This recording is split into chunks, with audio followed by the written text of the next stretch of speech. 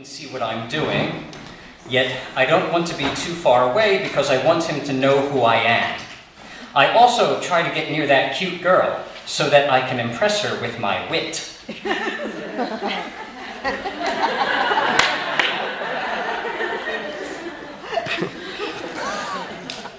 9:16, a student walks in wearing pajamas, his hair a mess, and sits in the only remaining empty seat right in front of me. He still smells slightly of beer and shame.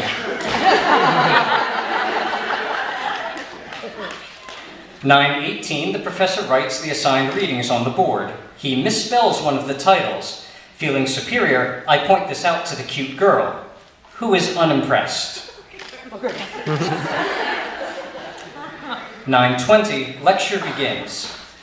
The professor starts by asking a basic question about the reading. Every student in the class falls into one of three categories. A, didn't do the reading, doesn't know the answer, and stays silent.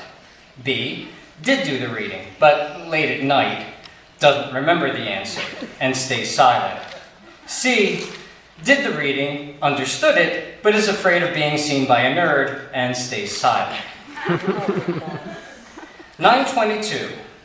After 2 minutes of complete silence, the professor begins to make more and more controversial statements in the hopes of eliciting some response, any response, from anybody. 9:25, I am impressed by how much the student in front of me is paying attention, given his semi-inebriated state. 9:26, I realize that the pajama-clad frat boy in front of me is not actually agreeing with the professor, but merely sleep-nodding. I am briefly rapt with attention as I watch him finally fall completely asleep. The professor pretends not to notice. 9:29, I whisper a joke about the professor's speech impediment to the cute girl. She pretends not to hear me.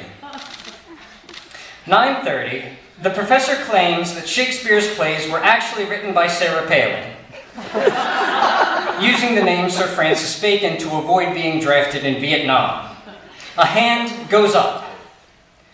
The professor calls on the student, who is merely calling the misspelling on the board to the professor's attention. 9:32, I repeat my joke, only louder. The cute girl still ignores it, but this time the professor throws a dirty look in my direction. 9:33, the sound of jackhammering thunders through the classroom, shocking the sleeping student to alertness, nearly knocking him out of his chair. The professor yells something about teaching in the damn new campus center, where we can barely hear him. He slams the door shut. He hasn't been this pissed since that time we were interrupted by a group of students singing in the hallway. 9:35, the professor claims that Charles Dickens was the illegitimate son of Queen Victoria and Jack the Ripper.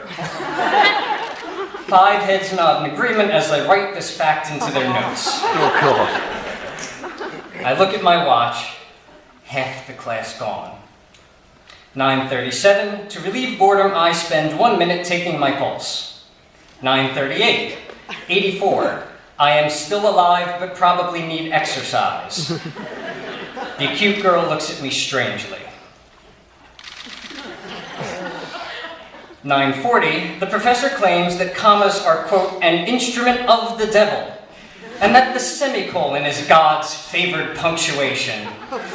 3 hands go up complaining that this example offends the International Brotherhood of Hyphens, and that they are reporting the professor to the proper authorities. 9:42, the cute girl next to me makes a comment. The professor disagrees with her, and I disagree with both of them. I wonder whom it is more important for me to impress. Briefly, I wrestle with a true ethical dilemma, but it's no contest. Libido defeats grade grubbing, 2 falls out of 3. I raise my hand and defend the girl. 9:44, the professor calls my view, quote, the most ignorant reading of Dante that I have ever heard. This worries me because I was discussing Hamlet. 9:45, a guy walks into class nonchalantly, wearing a wetsuit and scuba gear. Oh, God.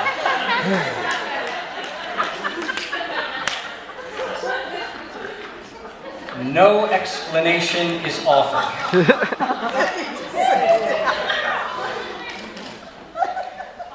9:48, the professor talks about Shakespeare's use of foolish characters, citing me as a modern example, and making fun of my speech impediment. The cute girl finds this unusually humorous. 9:50, a class member attempts to draw a thematic link between Shakespeare, the Star Wars trilogy, The Simpsons, and the collected works of Danielle Steele. The professor calls this an excellent point and one that is too often overlooked. 9:52, I begin to doodle intricate geometric designs in my notebook, and soon I have tuned the professor out entirely.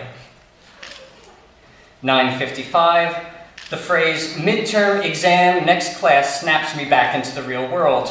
I look up just in time to see the professor erasing a list of test questions off the blackboard. 10 o'clock, the professor claims he has just one more point to discuss. However, he's drowned out by the sound of 25 backpacks zipping shut in unison and barely escapes death by stampede as the class exits.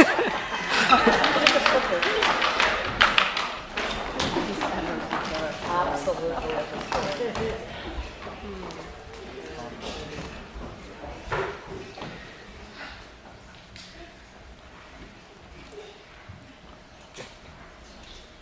10:02, I catch up to the cute girl and ask if I can come by some night to look at her notes. She laughs hysterically and walks away. I wonder if that means no. 10:05, while I walk to my next class all the way across campus, it begins to rain. Of course, I don't own an umbrella.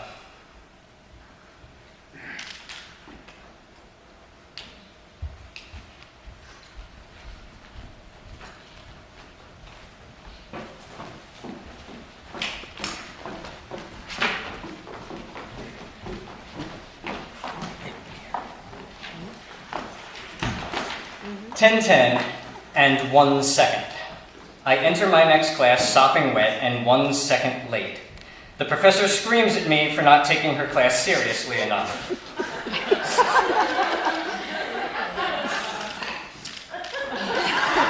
I resign myself to a very long day. Thank you."